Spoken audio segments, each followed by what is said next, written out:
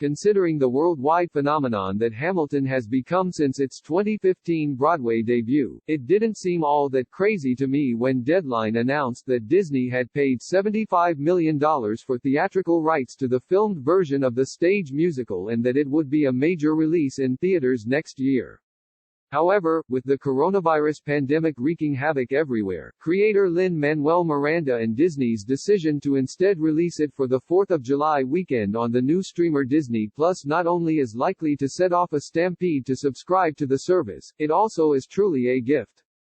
In fact, with so much of the country shutting down beaches, outlawing fireworks, and reimposing stay-at-home orders, Hamilton is perhaps the reason to celebrate the holiday this year. When the original purchase deal was made, no one could have known that Broadway, and everywhere else in the world the show is playing, would be shut down for months, now at least into 2021, so this record of the show's first wave not only keeps this remarkable musical achievement alive, it notches another amazing milestone in the journey for the unlikely hip-hop version of the life of Alexander Hamilton. Miranda and the powers that be behind the show, including director Thomas Kyle, made the smart decision to create a filmed record of the original cast of the 11-time Tony and Pulitzer Prize winner. Shot on Broadway over a 3-day period in late June 2016, Hamilton utilizes 6 cameras in front of live audiences, as well as some special Steadicam work that was shot between the live performances of 13 of the 40-plus musical numbers. This is about as good as it gets in terms of turning the stage experience into a movie experience. Yes, it is still a filmed stage show, but Kyle has managed to keep the energy and excitement intact, while making it a much more intimate affair. I was lucky enough to score orchestra tickets to see it at the Richard Rodgers Theatre just a little more than a month before they filmed it there.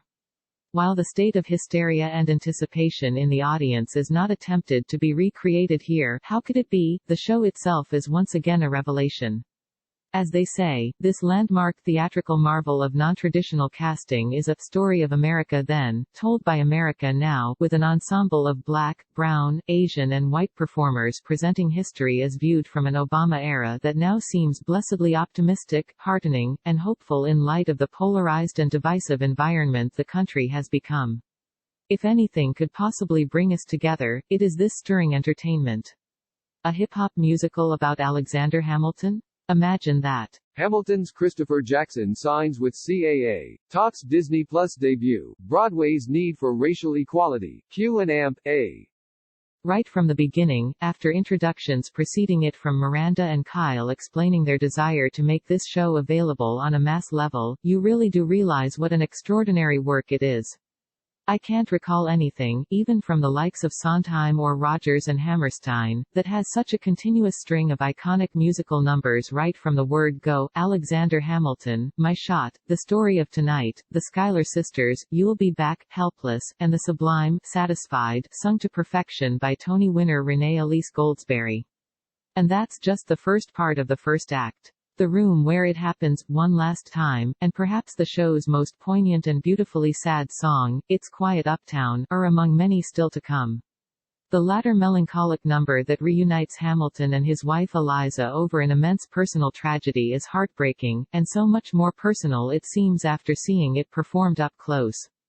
I have seen plenty of filmed versions of stage shows before. James Whitmore even got a Best Actor Oscar nom for his one-man show Give 'Em Hell Harry, but clearly Kyle, who so brilliantly directed the Emmy-winning Grease Live for Fox, knows how to use new technology and film techniques to make this production shine in becoming a permanent record of a glorious work.